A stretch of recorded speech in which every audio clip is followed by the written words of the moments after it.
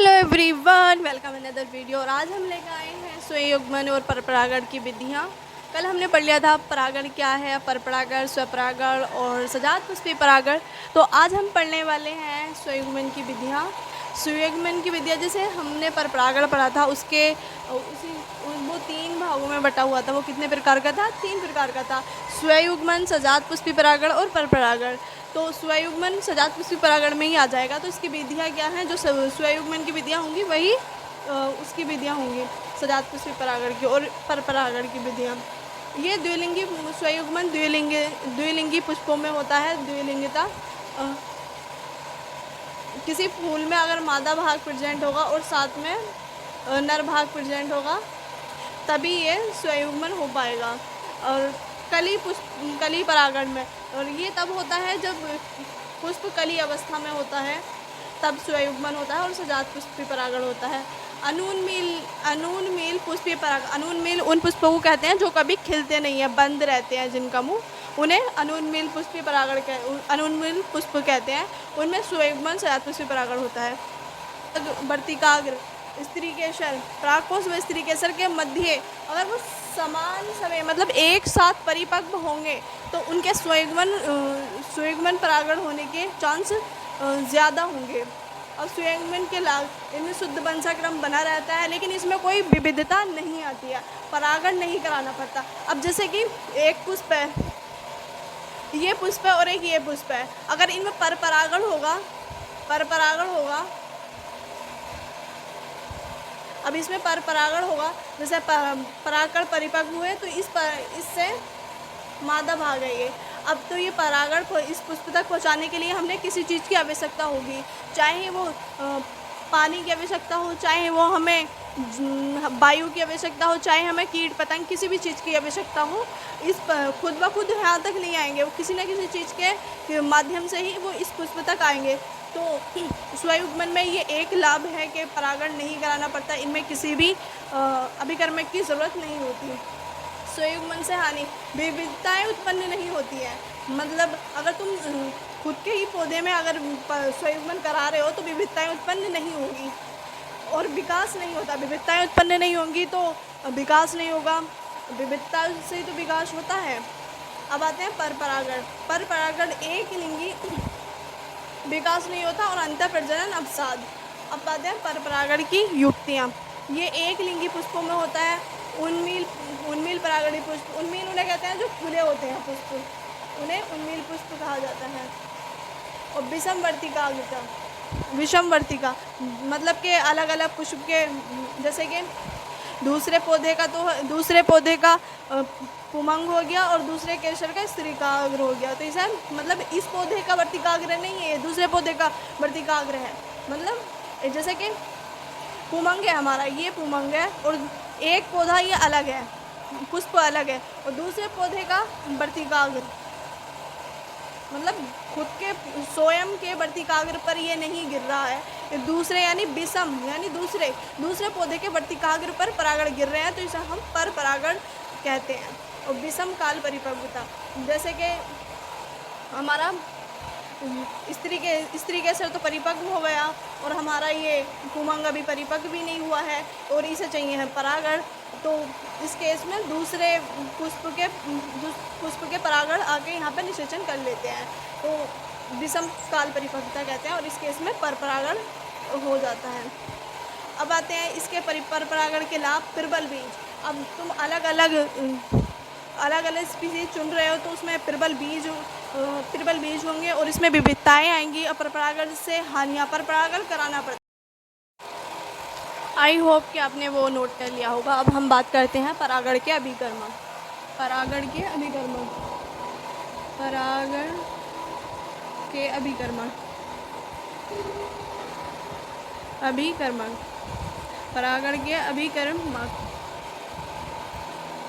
परागण के अभिकर्मक 2 प्रकार के होते हैं। सबसे पहले अजीबीय अभिकर्मक,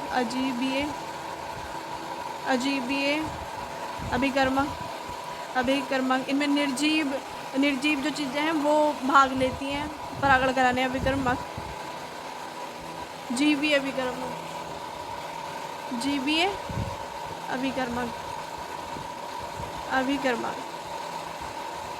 अभिकर्मक। अब अजीबी अभिकर्मक जो है परागण होने के चांस जो हैं, अवसर सफल होने के जो अवसर हैं वो बहुत कम होते हैं अजीबी परागण में। इसमें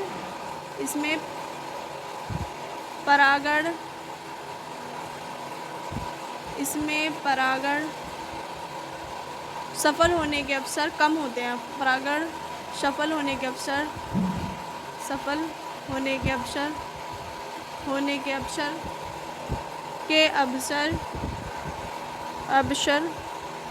कम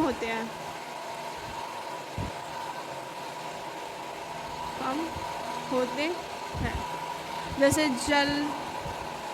जल द्वारा परागण, जलीय परागण,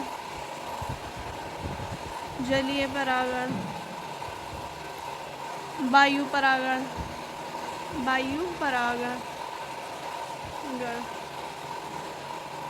इसमें परागकण की मात्रा बहुत ज़्यादा मात्रा में आवश्यकता होगी परागकणों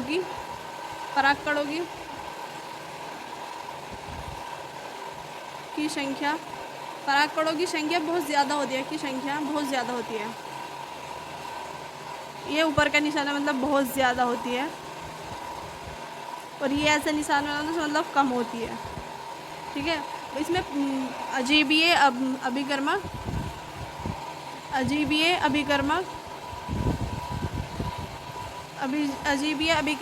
अभिकर्मक में इसमें परागण सफल होने के अवसर कम होते हैं। जलीय परागण ये दो प्रकार के होते हैं। जलीय वैसे बहुत सारे प्रकार के होते हैं लेकिन मेन ये है जलीय परागण और वायु परागण। इसमें असफल होने के चांस कम होते हैं तो परागकणों की संख्या बहुत भारी मात्रा में होती है।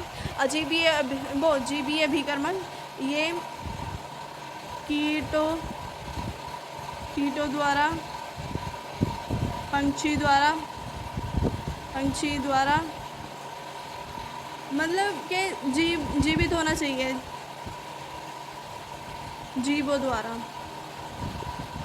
इसमें परागकणों की संख्या बहुत कम में ही काम चल जाता है, ये बोल सकते हैं। परागकणों नहीं, परागकणों की संख्या, परागकणों की संख्या कम होती है और सफल होने के चांस ज़्यादा होते हैं। परागण सफल होने के चांस, परागण सफल होने के अवसर ज़्यादा होते हैं। इसे नोट कर लीजिए। फिर चलते हैं नेक्स्ट स्लाइड पर। अब बात करते हैं वायु परागण की। ये अजीबीय अभिकर्मकों में अधिक सामान्य होता है। आवृत खुला हुआ पुंकेसर होता है। ऐसा नहीं है कि वायु द्वारा परागकण आ रहे हैं, ये हमारा पुंकेसर है और इससे परागकण आ रहे हैं और हमारा जो आवृत बीजी पादप और ये हमारा वर्तिकाग्र खुला हुआ नहीं है, फिर मतलब ढका हुआ है जैसे अनुन्मेल पुष्पों में होता है। तो परागकण आने का कोई फ़ायदा नहीं है, वो बाहर ही रह जाएंगे। और ये परागकण हल्के होने चाहिए जिससे कि परागकण वायु द्वारा उड़ सके और ये चिपचिपाहट रहित होने चाहिए कि अपने मेन टारगेट तक आसानी से पहुंच जाए। ऐसा नहीं है कि वो कहीं और जाकर चिपक जाएं। तो इसलिए चिपचिपाहट रहित मतलब चिपचिपे नहीं होने चाहिए। ये अगर हवा चल रही है वायु द्वारा ये तो अपने मेन टारगेट तक पहुँच जानी चाहिए। हल्के अजीबीय अभिकर्मों में अधिक सामान्य आवृत खुला हुआ पुंकेसर होना चाहिए। हल्के एवं चिपचिपाहट रहित परागकण होने चाहिए। जल परागण ये वायु परागण घासों में अधिक सामान्य होता है। और अब बात करते हैं जल परागण की, जलीय परागण की। अधिक सामान्य नहीं है लेकिन हर जलीय पादप में, सभी जलीय पादप में जलीय परागण नहीं होता है। जस्ट लाइक जलकुंभी एवं वाटर लिली में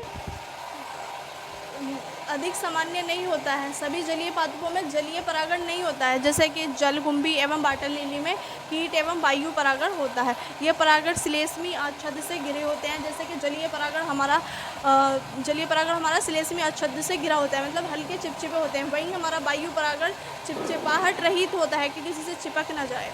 मतलब इसका उल्टा ही है ये चिपचिपाहट युक्त होता है और ये चिपचिपाहट रहित होता है। मतलब इसमें श्लेष्मी अछद्म पाई जाती है और ये चिपचिपाहट रहित पाए जाते हैं।